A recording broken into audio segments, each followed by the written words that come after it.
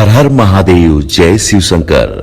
6 महीने बाद केदारनाथ मंदिर के कपाट पूजा अर्चना के लिए खोल दिए गए हैं और आने वाले 6 महीनों तक ये मंदिर का कपाट खुला रहेगा। लेकिन क्या आपको पता है कि केदारनाथ की पौराणिक कथा क्या है?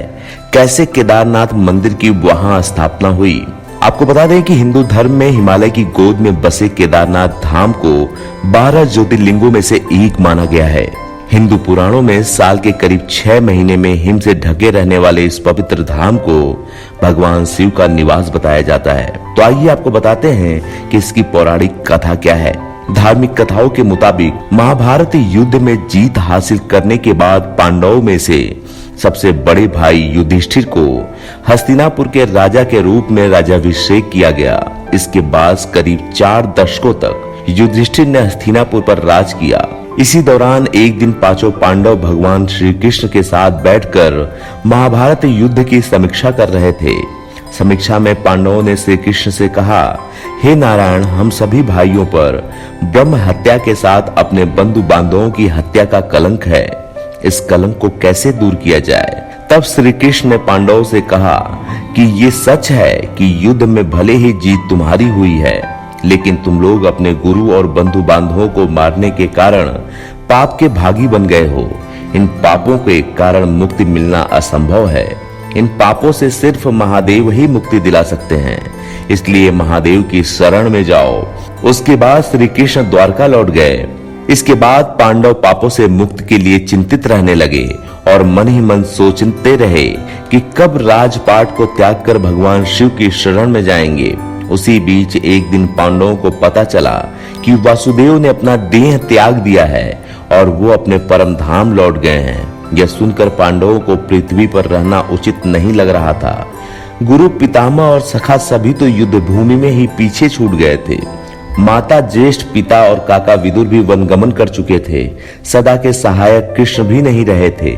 ऐसे में पांडवों ने हस्तिनापुर का सिंहासन अभिमन्यु के बेटे और अपने पौत्र परीक्षित को सौंप दिया और द्रौपदी समेत राज्य छोड़कर भगवान शिव की तलाश में निकल पड़े। हस्तिनापुर से निकलने के बाद पांचों भाई और द्रौपदी भगवान शिव के दर्शन के लिए सबसे पहले काशी पहुंचे, पर भोलेनाथ वहां नहीं मिले। उसके बाद उन लोगों ने कई और जगहों पर भगवान शिव को खोजने का प्रयास किया, लेकिन जहां कहीं भी ये लोग जाते, शिव जी वहां से चले जाते। इस क्रम में पांचों पांडव और द्रौपदी एक दिन शिव जी को खोजते हुए हिमालय तक आ पहुंचे। यहाँ पर भी शिव जी ने इन लोगों को देखा तो वो छिप गए, लेकिन यहाँ पर युधिष्ठिर ने भगवान शिव को छिपते हुए देख लिया था।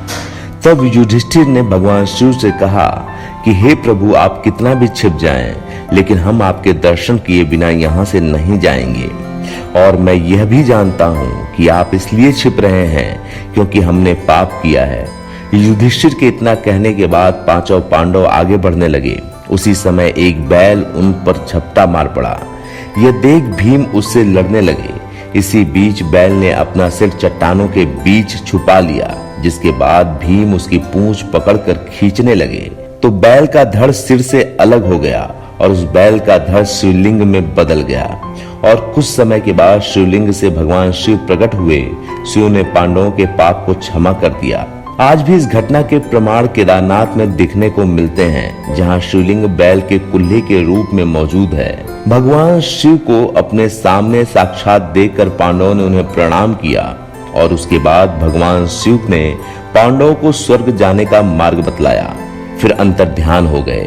उसके बाद पांडवों ने उस शिवलिंग की पूजा अर्चना की और आज वही शिवलिंग केदारनाथ धाम के नाम से जाना जाता है। यहाँ पांडवों को स्वर्ग जाने का रास्ता स्वयं शिव जी ने दिखाया था। इसलिए हिंदू धर्म में केदार स्थल को मुक्ति स्थल माना जाता है और ऐसी मान्यता है कि अगर कोई केदार दर्शन का संकल्प लेकर निकले और उसकी मृत्यु हो जाए तो उसको जीव को दोबारा जन्म नहीं लेना पड़ता।